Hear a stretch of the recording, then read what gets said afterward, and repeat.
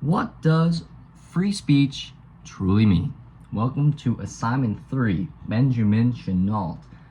What does free speech truly mean? And can we buy free speech? I mean, in today's age, probably. And what other levels of money can get us to get a following, to get people to agree with what we're saying? Based off previous communication law assignments and doing some further reading in Nadine Strausson's Free Speech, What Everybody Needs to Know, I feel like I do have a pretty decent idea of what I'm talking about today. And I feel as if I'm educated on these topics as a journalism major, a junior journalism major. I've done a little bit of free speech discussion in the past, especially in communication ethics last semester. So I feel like I do have a good amount of background knowledge, as well as some research I did. As a person who wants to feel like a productive person in society, that's me, and that also could be you. Then you should listen to this, and you should listen to this as a way to get to know about the latest in free speech in today's age. So what does true speech truly mean? Free speech has many definitions, and we must be aware of it so we can use it to the best of its capabilities. Alright, so today we're answering 3 questions from the reading. Does the First Amendment protect all forms of speech? Why? And provide examples to support your response. All in all, it does not support all forms of free speech, and for a good reason, and I'll get into that now. There are certain aspects of free speech that could cause harm to people, and if that does end up going to court, then the Congress or the Supreme Court or the jury is able to instill a fine, instill time behind bars, but we'll get into that later.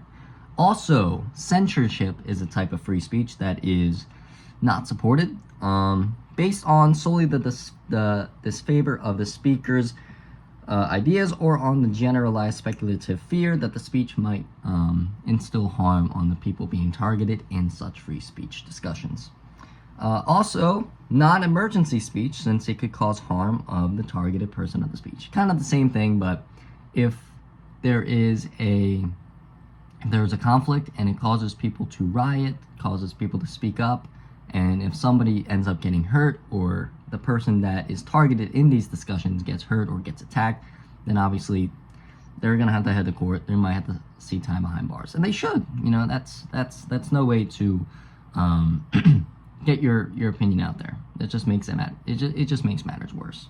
Also, there's a real example of free speech being practiced, but also being taken the wrong way, and people had to pay fines. So directly from the reading, page 24 of Nadine Strausson's Free Speech, What Everybody Needs to Know. In August of 2017, when there was a march against the right, people were injured, and a judge imposed $25 million in damages upon the demonstrators. So, all in all free speech is not protected by the First Amendment, especially if people get hurt in the process. Question number 2.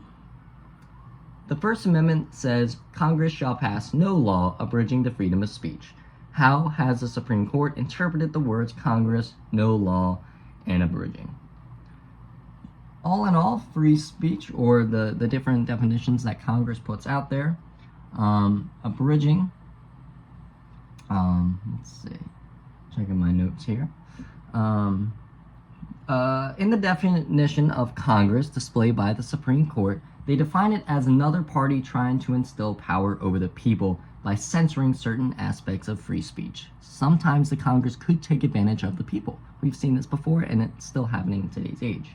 Now, when it comes to Congress's or the Supreme Court's definition of law, this is simple. No law means no control. And there must be law, there must be things to follow, or this world would turn into an anarchy, and there would be fights in the streets, and we don't want that.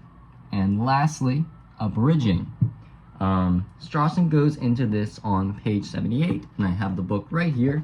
On page 78, Strausson goes into, in parallel fashion, the court has constructed the word law, or going into law, to encompass not only the legislation or regulations to which it literally refers, but also any other official action undertaken by the government, agent, or body. And abridging is the definition of the Supreme Court, also means to limit or an attempt to silence a right. And we've seen this before, and it's still happening in today's age, just not as much. So yeah, like these people, they can twist the definitions of different words without us really realizing, and there's bigger meanings to these as well. It's more than just the word in the dictionary. And lastly, how does the court interpret speech, and how is money considered speech? Do you agree with the court's characterization of money as speech? Why? The court defines speech as designating much more than its original meaning. It really does view speech as synonymous with expression and mode, according to Strawson on page 82 of her book.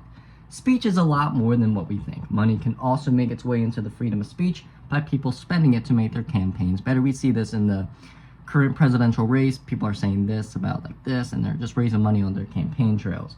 Money can also make its way into freedom of speech by people spending it to make their campaign more appealing. And I totally agree with the court's view of money as speech, since we are in an election year. More and more politicians are using fundraising and spending money from the campaign travels to better their chances at getting what they want done.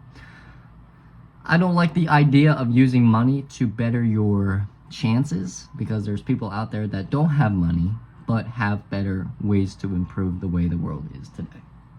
And kind of just wrapping it all up, free speech does have limits to protect the people practicing their rights. It should. We don't want people getting hurt. Also, the definition of law, Congress, and abridging have all small differences in the eyes of the Supreme Court. Finally, money and free speech do have some comparable attributes. And I'll sum it up one more time. Free speech has limits, and select words have different meanings of the eyes and the people in power. Thank you very much.